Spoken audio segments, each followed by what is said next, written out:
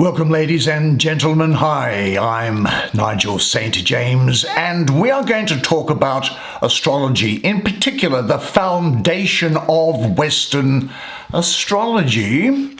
That is, those absolutely basic concepts upon which everything else is built.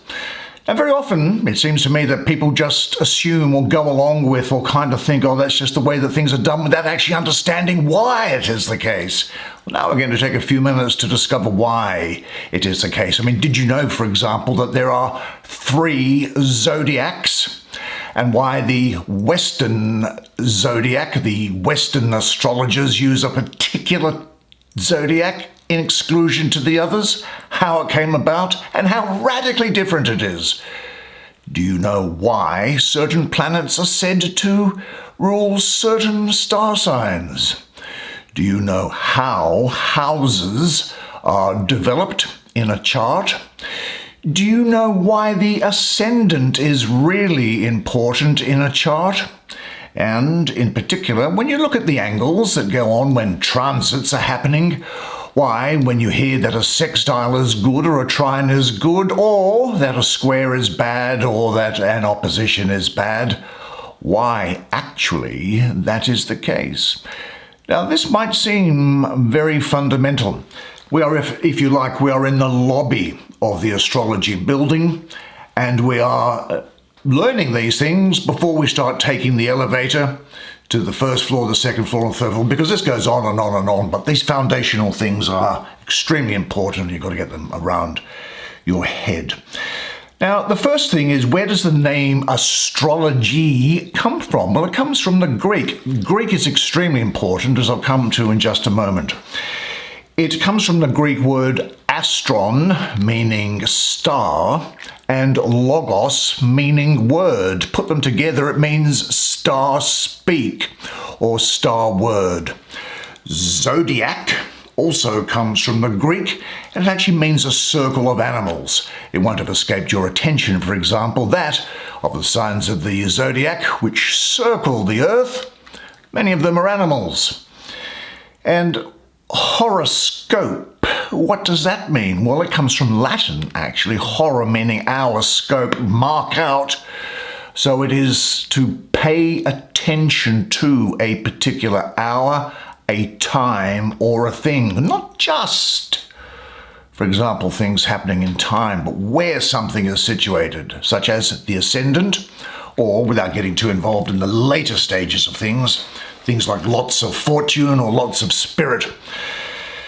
Now, what we're going to talk about are the fundamental things here. The more exotic things I'm not going to do, because it is something that you can build upon at your convenience. Now, astrology, as we know it, came about, probably at least 4,000 years ago, maybe longer, in a place called Mesopotamia. Now, that's in the Middle East, and it included countries such as, what are today, Iraq, Kuwait, bits of Syria, Israel, parts of Turkey, and so on. And what the astrologers did then was they looked up at the sky and saw what was there. I might also make this observation. Astrology was certainly, for at least 3,000 years, the study of the stars and what was happening with them by people who, because of the fact that they had education and money, were able to spend the time in talking about it. They could read, write, do mathematics, talk about theology and things like that. Astrology actually started off being a very spiritual subject. It was actually about why are we here and what is the meaning of life. It just so happened that there was a byproduct, which is predictive astrology, that came along the way. Now, I'm not going to talk about the spiritual aspects of astrology. It's an extremely spiritual subject, and I will pin to the comment of this 2 videos which you might like, which show how the planets show us the mind of God, and how the star signs themselves show us how the soul comes into matter and then rejoins union. And I'll leave that at that. Other than that, that is it for spirituality. We're going to look at the basic mechanics as to what is going on. Now, of course, everything is centered on the Earth. Now, you would expect the Earth, I'll use this, I haven't been to the grocery store, so I can't find anything which is blue or green. The Earth you would expect to be rotating like this, but it actually rotates at an angle. Funnily enough, it's thought that that's because a planet smashed into it about 4 billion years ago and knocked it off course. But because it's rotating at about a 24-degree angle like this, the sun can be closer to certain parts of the globe at certain times of the year, giving us seasons. And seasons, as you will see, become very important in Western astrology, which is what we're talking about. Now, the Earth rotates, of course, and it is this rotation which allows us to observe all of the stars which are out there in the universe, well, within the Milky Way anyway, and to the extent that we can. And it allows certain stars to appear to rise over horizons and at different times of the day. So it's the rotation of the Earth, which is like that. And that angle is very important, as is the rotation itself. The first zodiac then, which was in Mesopotamia, came about because people just looked up at the stars. Now, they found constellations. Now, constellations are what people considered to be certain patterns of stars which took on forms that they could reasonably put together. I don't know if you can actually see a form of a particular constellation. I mean, to me, everything looks like a cheesecake. Maybe it's just because I'm always hungry at that time of night. But people have, over the years, agreed that certain patterns of stars are to be referred to as particular constellations. Now, the first lot of constellations then was basically everything that was up there. That was the Zodiac, if you like. This was particularly the case up until probably the late 500s BC. And in the late 500s BC, in Babylon, the Babylonians, they were extremely interested in following the moon and what it did. And in the process of following the moon, they noticed that certain stars, which they were always observing up there in the heavens, they seemed to move unlike all the other stars. And those stars, which turned out to be our classical planets, because of course the sun reflected off them, and so they looked like stars, they moved, and they moved in a particular pattern, and they moved within a particular area. This was a fantastic breakthrough. They found then that, and I'll use this here, that there was a band of the sky in which the sun moved, and that's in the orange here, and that's called today the ecliptic. Do you know why it's called the ecliptic, for example? And it goes back to these guys, and it was mainly guys, let's face it. They were studying the moon, and what they found was that when the moon got into a certain position, it produced a solar eclipse. Now, they had their own name which demonstrated that phenomenon, but we in English refer then to this path of the sun, which is around the Earth. Remember, everything is from the point of view of the Earth. Forget that the Earth goes around the sun. As far as astrology is concerned, everything goes around the Earth. So that path of the sun, which takes a year in our time, it is called the ecliptic because they could observe that when the moon turned up, there were eclipses which formed. Now, on either side of that path of the sun, called the ecliptic, and it's about 8 degrees on either side, that acted as a sort of a band through which these wandering stars, as they were called wandering stars because they moved around this band while all the other stars out there remained fixed.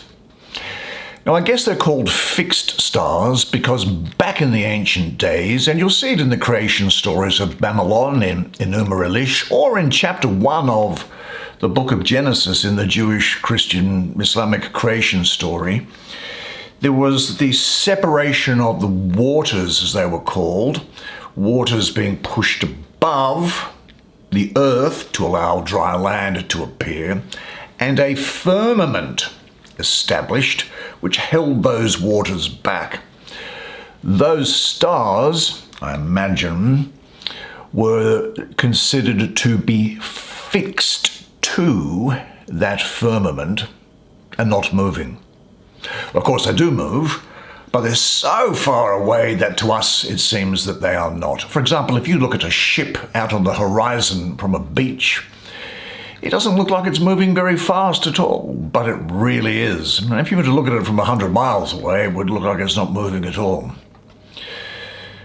But there were some stars which were called the wandering stars, and they are, as you know, Mercury, Venus, Mars, Jupiter, and Saturn. They could be seen with the naked eye. Now, incidentally, the sun and the moon are also considered, from a point of view of astrology, to be planets.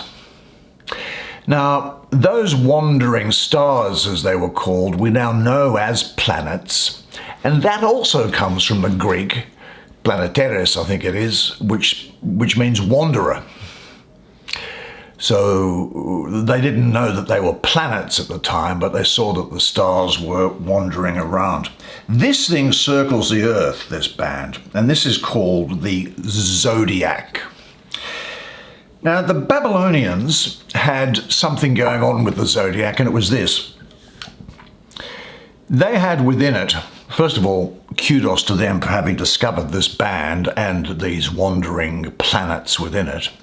They had about 17 or 18 constellations in it.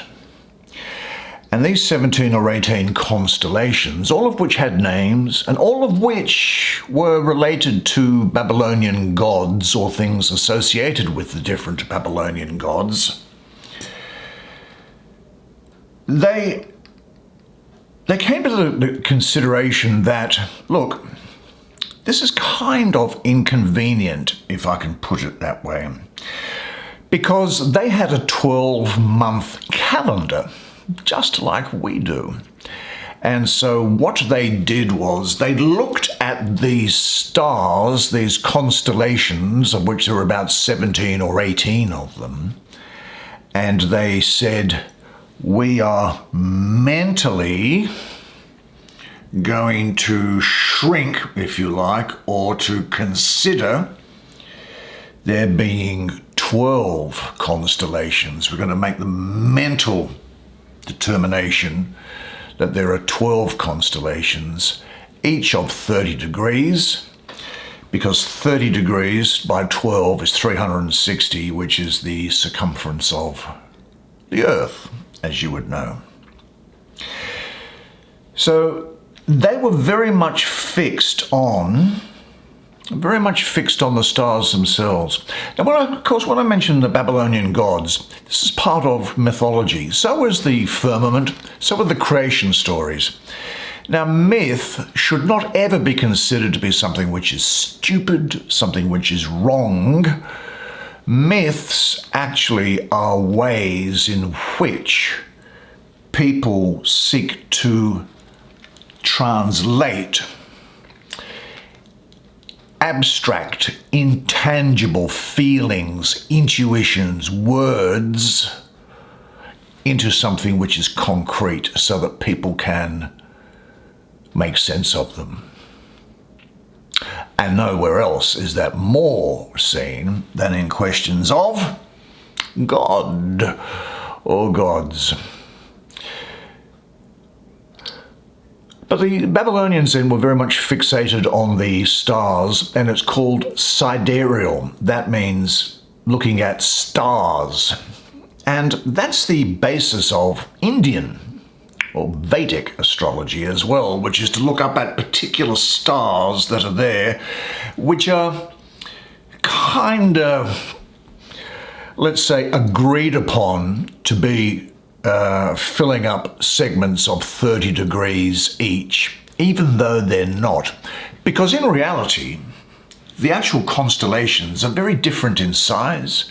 Aries, for example, is a little tiny constellation. It takes up only a little bit of space.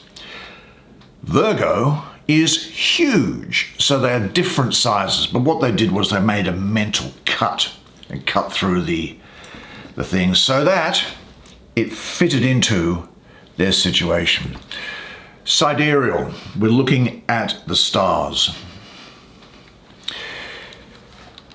Then something momentous happened in world history.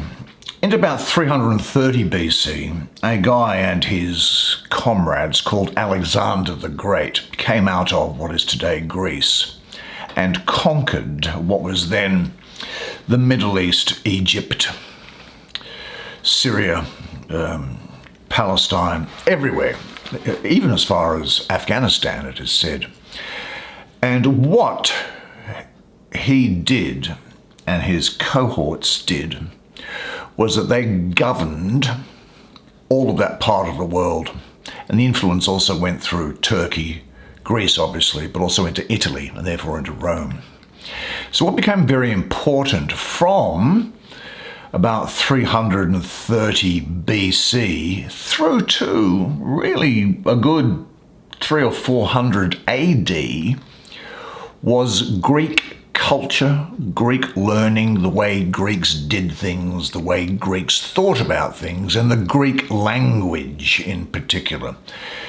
The wealthy and the elites had their children educated in Greek schools. They all spoke Greek and they adopted Greek mannerisms.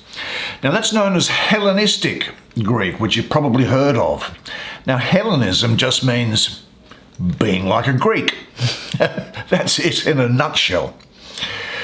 Now the Greeks, of course, were no slouches when it came to philosophy, nor for astronomy, nor for astrology either. And they saw what the Babylonians were doing, and they came up with a third zodiac, which is what we refer to today as the West, which is what Western astrology uses, and it's this. The Greeks said, what is important is this orange line. That's it. These stars up here, we don't care about that. We're not interested in it. So from a point of view of Western astrology, when you have the Earth on its tilt like this, and given that it's got a bit of a wobble to it, at the time that the Western astrologers, and the Greeks in particular, were working, in fact, there was, if you like, this point, this top point, this north point of the Earth was pointing up at, say, Aries, the Aries star sign. And the wobble generally has taken it since then to point into the sign of Pisces. It moves about 1 degree every 72 years. It takes 26,000 years to move all the way around the world. And when you get people who just say, oh, look, astrology's stupid because you guys don't realize that there is this thing called the precession of the equinoxes, which is what this wobble is, therefore astrology is wrong. But it's just not the case, because Western astrology is not based on the stars. It's actually based on this ecliptic. To make that point clearer, let me put it this way. The Greeks, and then it went on to the Romans and continued on in Western astrology today, said, it is the seasons on Earth which are important, not what stars happen to be up there in the sky in any direct sense. Unlike that sidereal astrology, or unlike what Hindu or Vedic astrology does today, Western astrology is very different. Western astrology said, we are going to, I'll take this again, remember this orange line called the ecliptic, and that circles the Earth. We are going to divide that ecliptic line into 12 segments of 30 degrees each. Now the 12 segments, of course, 30 degrees each, add up to 360 degrees, or the circle. Let me just see what it is that I've written here. Now, Western astrology is often called tropical astrology. It's not tropical because it's hot. It's tropical because it comes from the Greek word meaning a turning point. And what is turning is the seasons, the sun in particular. It's making a new direction. And the Greeks said, we are going to start the Zodiac, I still call it Zodiac, and these are called places, incidentally. This first place, there were 12 places around, 30 degrees each. We are going to start it at 0 degrees Aries, which is the 21st of April, happens to be the spring equinox. Spring is when things are new and babies come about and all that sort of stuff. And then what we're going to find is that the sun moves around, and then it comes into Cancer, which is this is an equinox, of course. Spring and fall are equinoxes, equal night, nox night, so equal day and night. The summer solstice, this solstice meaning something is now becoming different, right? It's now turning, it's changing. What happens with the sun is when you get to the winter or the summer solstices, is that the path that the sun takes seems to stand still for about 3 or 4 days in the direction that it had been heading, and then it moves forward again. You see, if you look at the winter solstice, which is Capricorn, the sun in the northern hemisphere looks like it's getting lower and lower and lower and lower and lower, from fall and into winter. And then round about the 22nd or something, it seems to stand still. It doesn't get any lower for a few days. Then it starts to rise again. The sun comes back to life. Now that gave rise to the Roman state god of Sol, Sun, Invictus, Unconquerable. The feast day of the invincible or unconquerable sun was December 25th.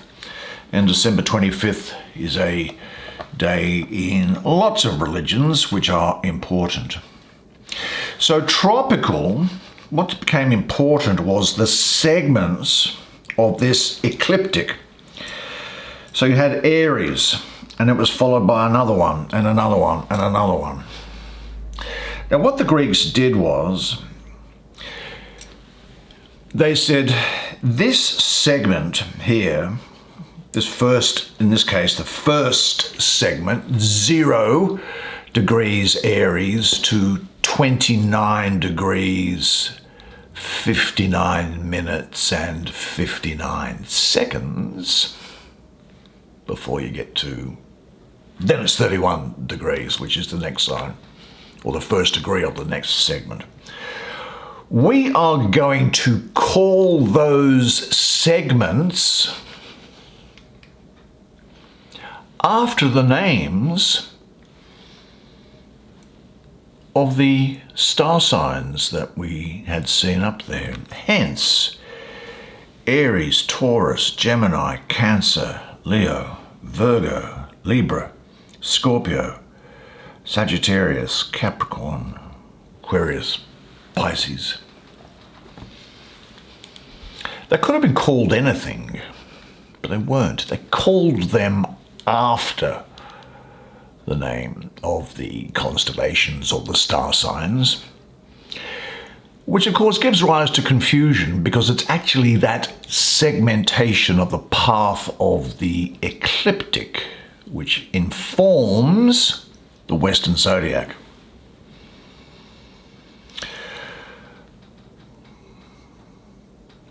These things then also turned into houses, and I'll come to them in a second.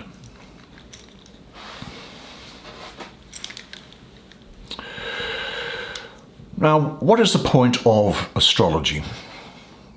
In a nutshell, in astrology, planets do things through the lens or filter of signs, these segments, as informed by qualities and characteristics that were seen in the seasons, including those characteristics and intuitive information which came from the constellations, which those segments are named after. Planets do things through the constellations, and they do it in houses. But first of all, you're going to say, how is it that some planets came to be, well, all planets actually came to be associated with a star sign or a constellation, for example? That is to say, why is it that Aries is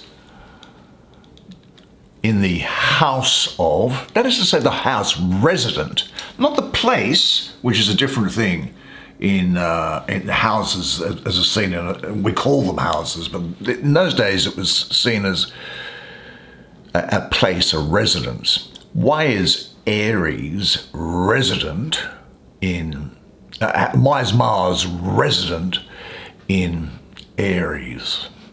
Why is Mars resident in Scorpio? Well, it comes from a thing called the Thema Mundi. Now, the Thema Mundi goes back for thousands of years. It was a teaching method that has been used by the Arabs, the Hebrews, the Mesopotamians, the Romans, the Greeks. Thema Mundi basically means the birth of the world, Mundi, or the universe. It explains the universe. It says the universe came into being through this ascendant in Cancer with the moon, and it is going to get sucked out through Capricorn at the other end of it. Now, the sun and the moon together are known as the luminaries.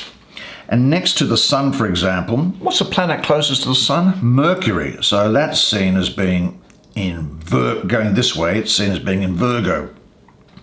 The moon is like the wife of the sun, and Mercury is being seen in Gemini. The next planet along, Mercury is never more than one sign away from the sun. Never more than 2 signs away is Venus. So it's associated, it was assigned to Libra, and it was assigned to Taurus. The next planet out was Mars, which is Scorpio and Aries. You had Jupiter in Sagittarius and Pisces, and Saturn at the opposite end of the sign of the whole show was. And Saturn, being the furthest away from the sun, was assigned to Capricorn and to Aquarius. Now, what planets do we not have there? We don't have the planets of Neptune, in order, Uranus, Neptune, and Pluto. No one could see them. They've only been recently discovered. I think Uranus was discovered, was it in the late 1700s? There was an argument about what it was to be called.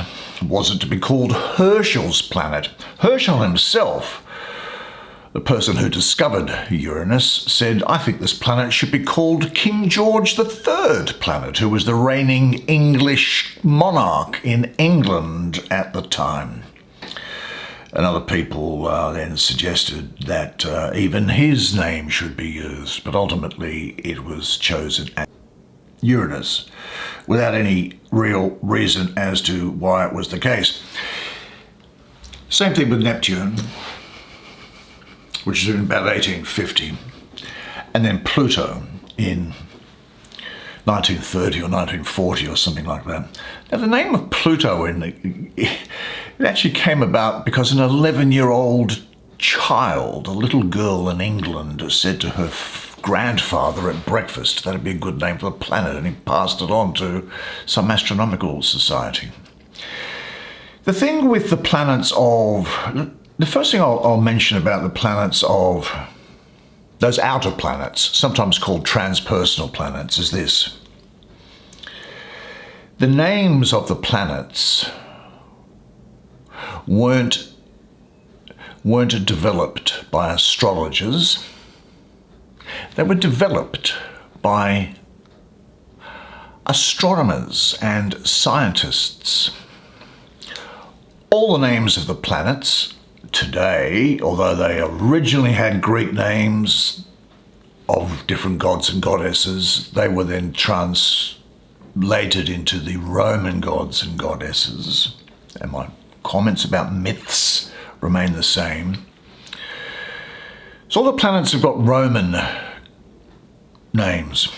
Uranus comes from the Greek Uranus, god of the sky, a Greek god amongst all the Roman gods.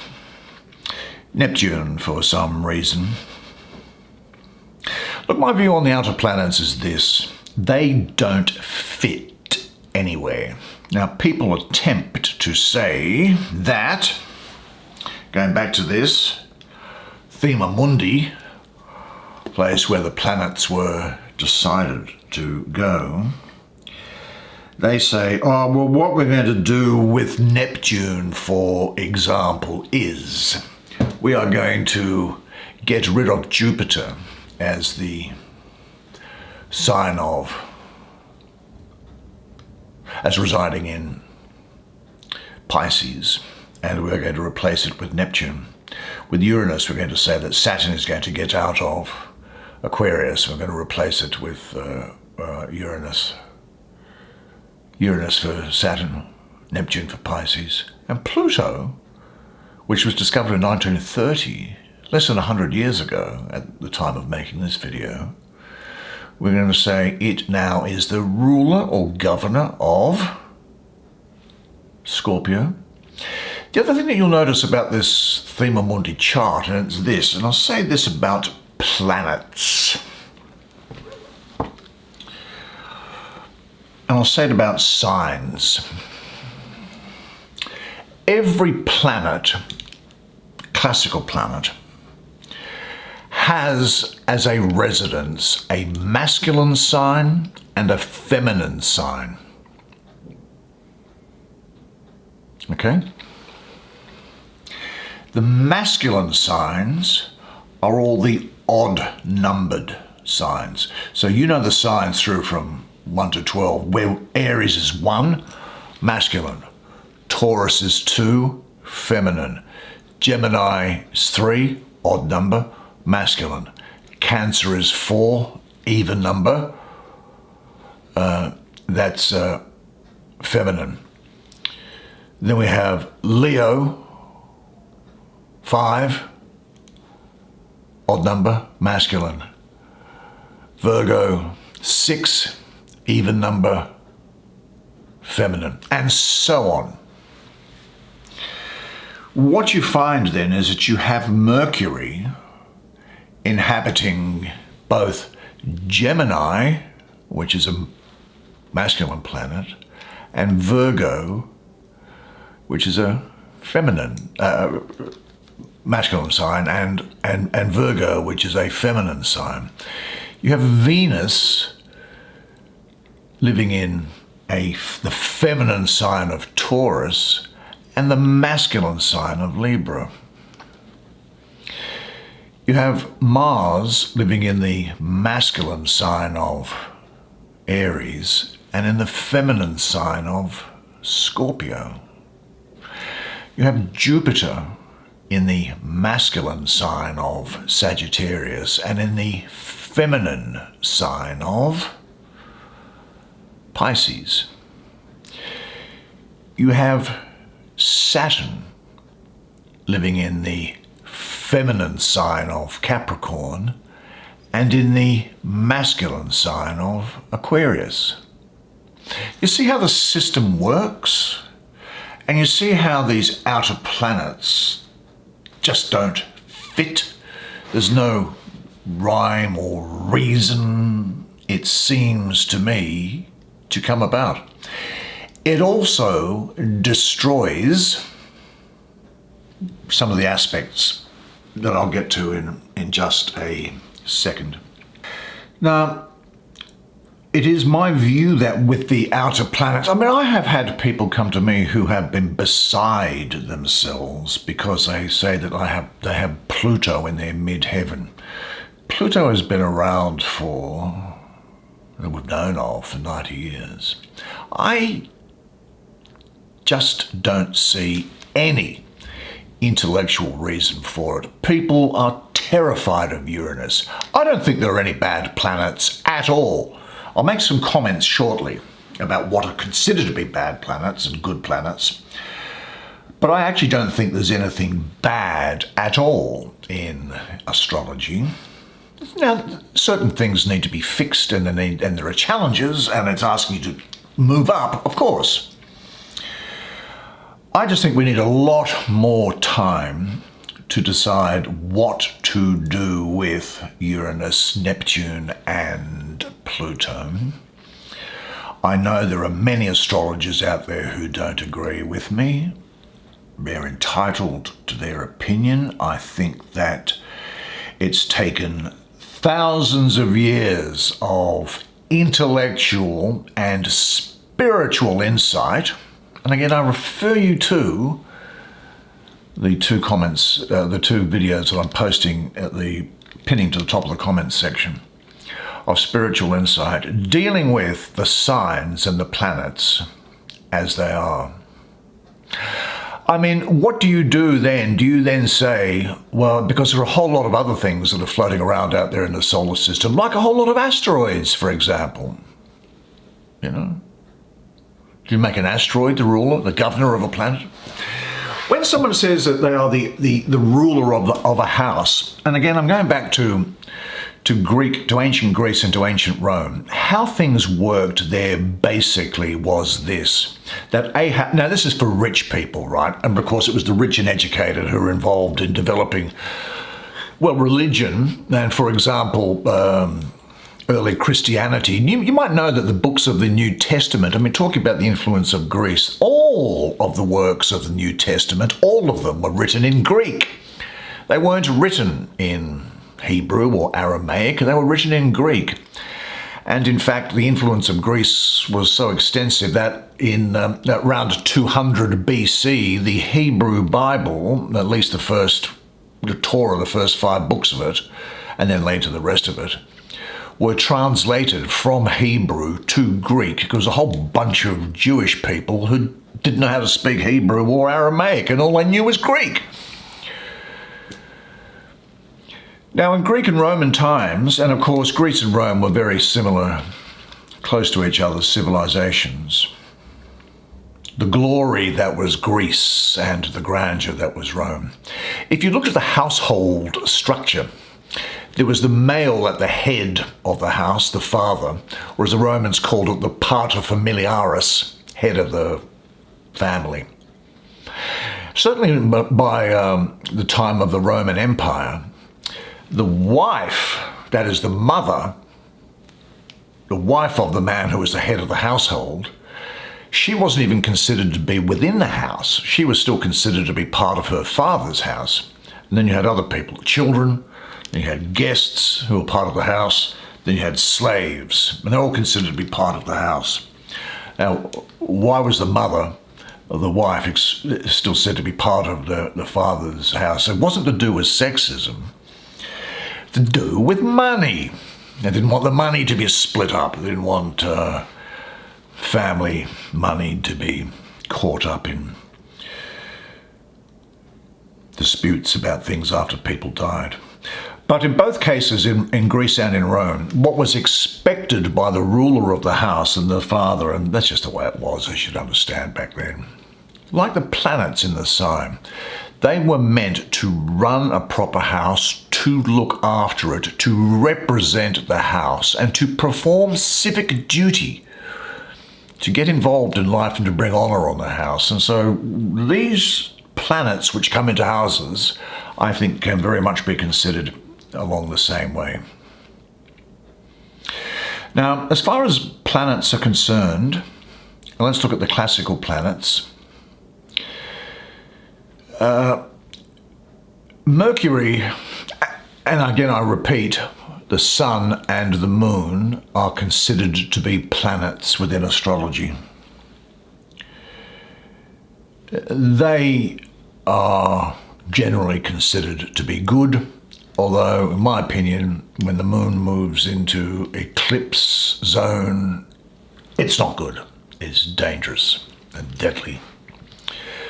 Mercury is considered to be neutral. Mars and Saturn are considered to be malefic planets. I'll deal with them later. And then we have Venus, the female planet, along with the moon, and Jupiter are considered to be benefic planets. Those outer planets, Uranus, I think, is considered fairly neutral, and I'm not going to bother talking about them. I don't have an interest in the outer planets myself, but that's not to say that you should not get into it. Let's talk more about the stars for a moment. Now, I think I said at the start that astrology was profoundly spiritual. It is, because the universe and everything that there is, it emerges from out of what I call pure consciousness, or what you can call whatever you want. There is a unity there. There then is a split from the unity within God, if you want to call it, a pure consciousness. When time and space are created, there is a split, there's a polarity, which is a yang and a yin influence. The yin, which is the inhaling influence, the yang, which is the exhaling influence. You might call the yin the feminine influence, the yang the masculine influence. There's that polarity. There's a polarity which exists because you need to have difference and polarity in order for attraction and things to breed and become good. The fire and the air signs are yang, or masculine. So the fire signs are Aries, Leo and Sagittarius. And the air signs, of course, are Gemini. Well, let's start with the cardinals. Is Libra, fixed sign of air is Aquarius, and the mutable air is Gemini. And the feminine signs, of course, are the others. And the yang is fire and air. The yin is water and earth. Now you'll know your sign as to whether it's a water sign or an earth sign. But if it's water, it will be Cancer, it will be Scorpio, it will be Pisces. If it's earth, it will be Capricorn, it will be Taurus, and it will be Virgo. So these elements of fire, earth, air, and water are part of the mixture of astrology, because astrology is about intuition at the end of the day. It's an art. It's intuitive. Do you know the sciences, material science calls it a pseudoscience. Pseudoscience just means unable to be tested by the scientific method. Well, you are unable to test a work of art by the scientific method either. You're unable to prove by the scientific method that 2 and 2 equal 4. You can't, because you need to, it's a definitional system, mathematics. You see, you can't prove mathematics with the scientific method, because you're arguing in circles, because you've defined 2 and 2 to equal 4. We'll prove it, well, because we've just said that. Science can't prove that you are not the only mind in existence and that everything else is a figment of your imagination. Science can't prove, material science can't prove that everything that we see around us was not created 10 minutes ago, but with the appearance of great antiquity and age. Material science can't prove whether you find something beautiful, because the beautiful, like the good, is not something which is subject of experimentation. Now, each of the signs also has, and we'll go back to this tropical sign that we have here, is this. Where are we going to start? Well, each of these points, what did I say that was? Equinoxes. Let's start with the spring equinox. Okay, the cardinal signs are where the seasons change. They are tropical or turning points. Turning point from night to day, difference in light, heat and cold, you know. So the cardinal signs are Aries and Cancer for the summer, Capricorn for the winter, and Libra for the fall, autumn. They're outgoing, they're outward bound signs. In the segment next to them, they're called the fixed signs. And they're the ones that come after those cardinal signs. The fixed signs, it's an inward energy. And that's Taurus, Leo, Scorpio, and Aquarius. It's an inward bound energy. And then finally there's the mutable or changeable signs. And what they do is they take what has been learned, accumulated, discovered during the cardinal and the fixed stages, and they make use of them and adapt them to enable you to be adaptable to things going forward. And of course, they're Gemini, Virgo, Sagittarius, and Pisces. Now, I did say that the planets do things through the signs, which are these segments that are called after signs, but which are informed by stuff to do with the constellations. And they do it in certain houses. Now, it just so happens that what I referred to earlier as like the Greek and Roman idea of a house and a planet being in a house, that's now gone. And things are just called houses.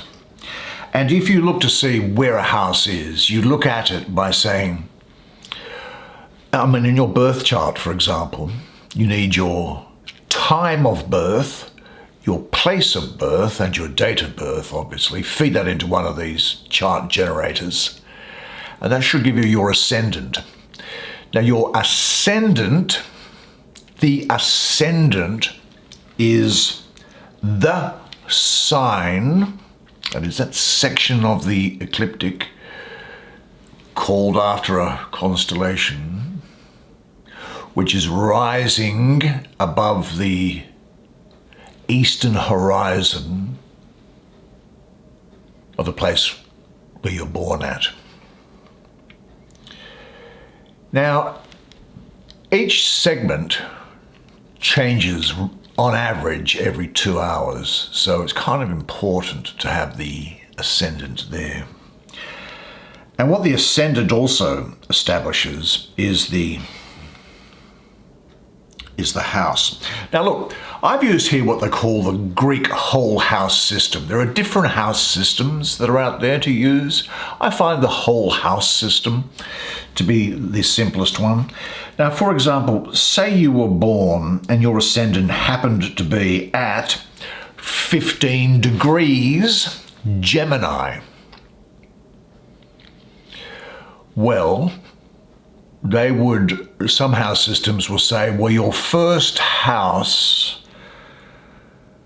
well, the whole house system says that even though you're born at 15 degrees Gemini, this part of the house, which is technically already in daylight, because by the way, when you have an ascendant and the descendant, so the ascendant is sunrise, the descendant is sunset. Everything below the ruler here is night, and everything above it is day. So even though you might be born at 15 degrees Gemini here, there'll be a part of this, what I've called the first house, which is already in daylight, even though this bit's still at night and this is the real ascendant. The whole house system takes what we'll call the sign, the segment, the sign, the whole of it as being your first house. And then it goes on round after that. So for example, if it was Gemini, the second would be Cancer, third Leo, Virgo, Libra, Scorpio, and so on. Here is the descendant. What you also have, the other interesting parts of the chart of this, is that normally round about here you'll have a thing, so the descendant, which happens normally in house number 1, by the way, your ascendant is, in my opinion, is probably the most important sign for you in your life, more so than your sun sign. Why do I say that?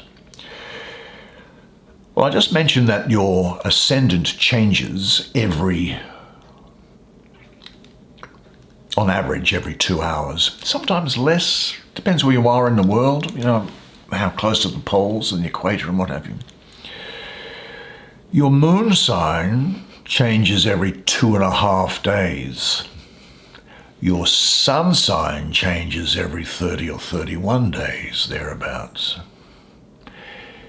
Your ascendant, when you are born, is the moment that you are cut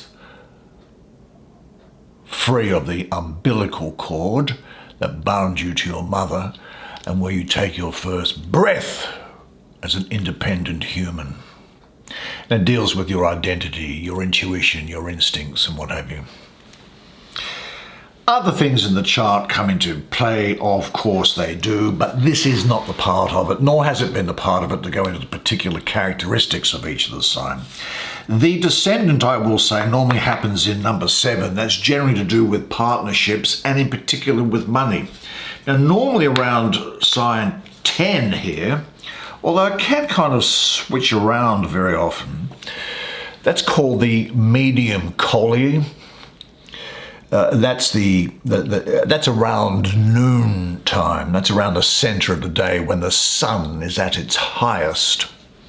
Now, Collius, now this goes back to looking at that stupid name of Uranus, which was from the Greek Oranus, meaning sky.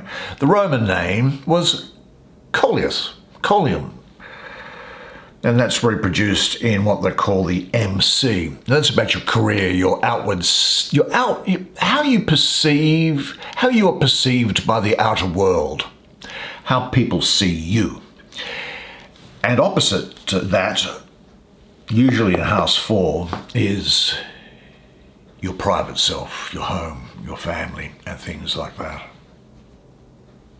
Now, just to finish, I'm going to talk about aspects. Now, you will have seen in different things, I'm sure, by watching things on YouTube to say that, oh boy, this is a sextile, there's a trine to this, here it is, isn't this great? Here we have some, why is a trine good? Why is a sextile good? Well, you are now going to find out, and I'm going to do it by splitting a chart in two. Actually, for many years, in the ancient times, astrologers kind of looked at the charts in two halves, one governed by the sun and one governed by the moon, the two luminaries. And these signs that we have here, that is of a conjunction, a sextile, which is 60 degrees, a trine, which is 120, a square that's 90, and an opposition that's 180. We're going to look this way. We're going to aspect forward for the sun, and we're going to aspect back for the moon. Here's the sun. Okay, it's a luminary. These two are the king and queen of the zodiac. The sign that never gets more than one, the planet that never gets more than one sign away from the sun is Mercury. And so that's there, and it's neutral. Mercury is androgynous, it's neither male nor female, incidentally. And then you say, well, okay, and remember the segments are in 30 degrees? This is how the ecliptic is cut up.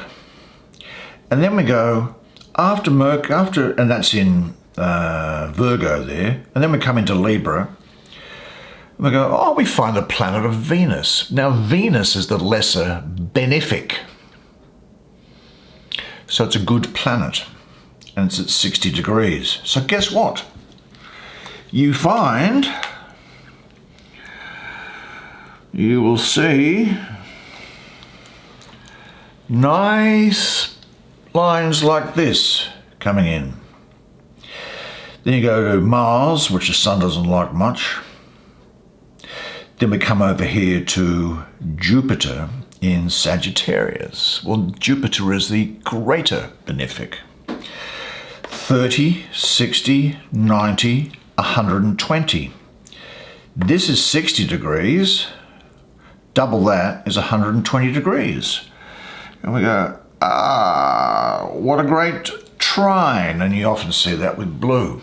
If we go this way, looking at what's happening with the moon, we say, I've just added these ones on down here for the sake, and you'll get it in a moment here. But we come, so for the moment here, we've got, what's down here, Capricorn. Then it comes into Aquarius, then Pisces. Oh, Pisces has got Jupiter in it. How far away is Pisces? 30, 60, 90, 120. Trine, 120 degrees. Then we go up here, oh, Mars, that's a difficult planet. Oh, here's Venus, that's nice, in Taurus. How far is that away from the moon? 30, 60 degrees. Sextile, we like that.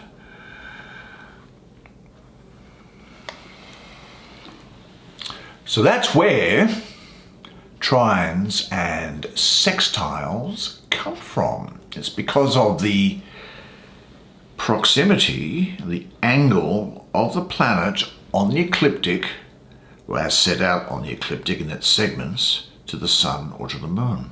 Now let's have a look to see the other aspects which are said to be bad. Now these are the main aspects actually which are used all throughout historical astrology. There are other aspects which get really exotic that you can use, but most of the time it's sextile, it's trine, it's square, it's a conjunction which can be good or it can be bad, particularly if it's right next to the sun, because it can burn up the planet.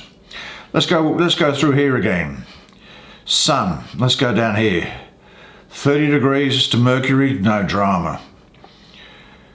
We come down here, 60 degrees to Venus in Libra. Well, that a nice. Oh, here's Mars. Well, Mars is the lesser malefic. Now, actually, I think Mars is a good planet, and you should check out that video that I've posted. But what's happening with Mars? 30, 60, 90 degrees. 90 degrees is a square. Red. Square. 90 degrees. 120 degrees. 150 degrees. Not here. 180 degrees. That's why I put this on here. 180 degrees comes into Aquarius. And what happens with Aquarius then is it is at 180 degrees with Saturn in it. You see, it's in opposition. And we do the same thing here because you've got, as it turns out, 30, 60, 90. When we come into Aries, there's Mars. That is a square. And what we have here, and let's go 30, 60, 90, 120, 150, 180. We're in Capricorn, and it's Saturn. And that is an opposition. Now, Saturn is the greater malefic, it is said.